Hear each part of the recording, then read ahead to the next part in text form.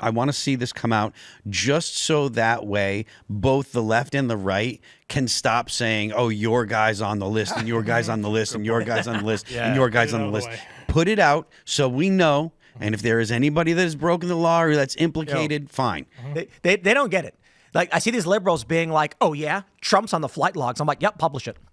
Yeah, I don't think you get it. We want all of it published. I don't care if Trump's on it, RFK Jr.'s on it, and Tulsi Gabbard are all on it, having a party together. Publish all of it, and we'll figure out after the fact. And that being said, isn't RFK Jr. on it too? Yeah, I mean, on the flight logs, not the client list. Yeah, that's the thing. We interviewed him, and he said something like, "At the time, I didn't know, and I was with my family or whatever."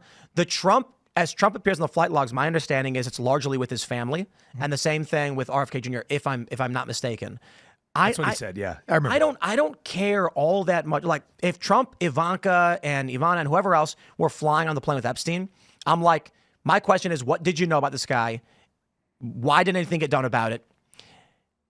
I want to know who the clients are. I want to know who's going to the island. Prince Andrew and stuff like that. Yeah. The flight logs are important too. It's evidence to that. But just because someone flew on a plane with a wealthy guy who flew across the country all the time doesn't mean they're involved in anything. Certainly is evidence, to be honest. Yeah, there's going to be a lot of people that have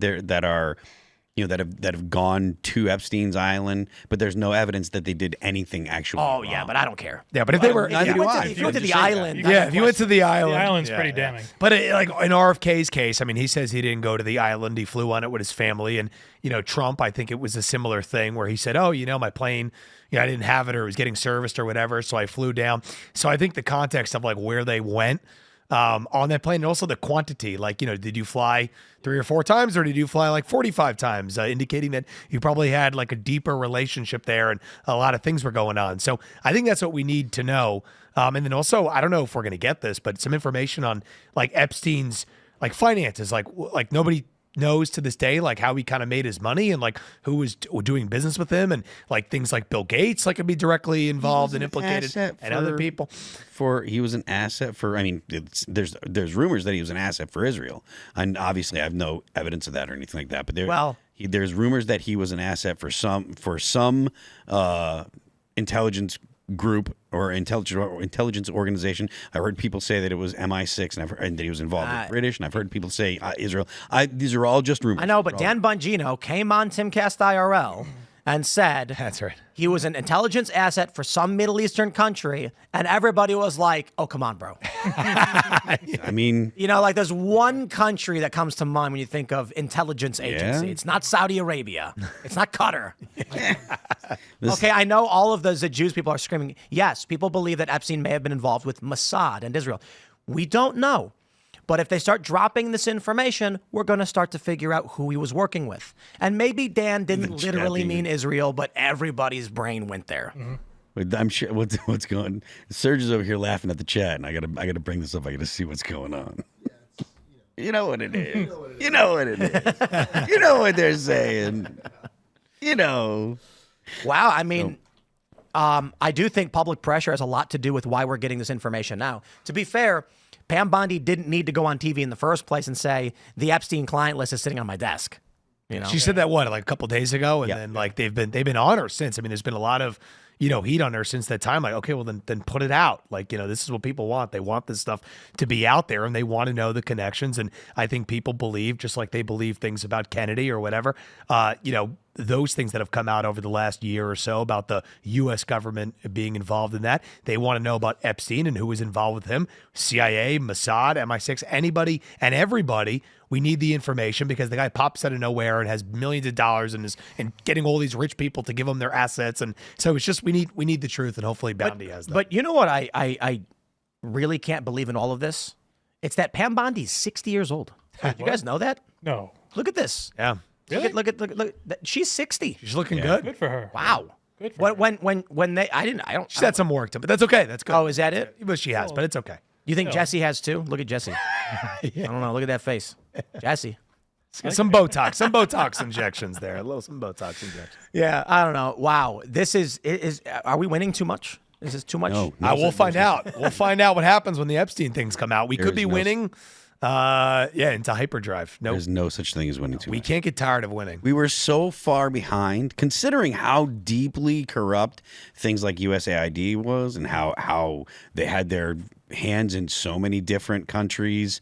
You know, the overthrow of what we would think would be Western or countries that were friendly to Western. It made sense when it was communist countries that the CIA was targeting, essentially. State Department and CIA using USAID, etc. It made sense. The argument made sense. Fine. But when it's like just, okay, these countries that are having a democratic election, we don't like the guy that might be coming in because he's too right wing. I mean, that's beyond the pale, and that kind of stuff. You know, the United States shouldn't have any. There's no reason for the U.S. to do that, because the left had taken control, or however you want to say, they'd gotten into positions of power in the establishment so deeply that they really were saying, okay, if you don't align with the gay communist takeover, then we're going to go ahead and make sure that you don't win the election of your country. And another reason why I'm excited for Hegseth. You know, Pete Hegseth. Yeah, he's doing a great job. I'm loving these videos, man. How he was doing PT with some troops or whatever. I'm not hyper focused on it, but it looks like he's actually. The criticism I've heard from a lot of people who've served is that the military is very deeply bureaucratic and illogical. Like, the path forward in advancing your career is largely political. And it looks like Pete Hegseth is returning it back to a core meritocratic system. And he's treating our troops and our enlisted guys like they're people. Yeah, It just looks great. And enlistment is way up. Yep. The moment Trump gets in, he's like, no more woke military. People were like, thank you, I'd like to come back. You know, that's great.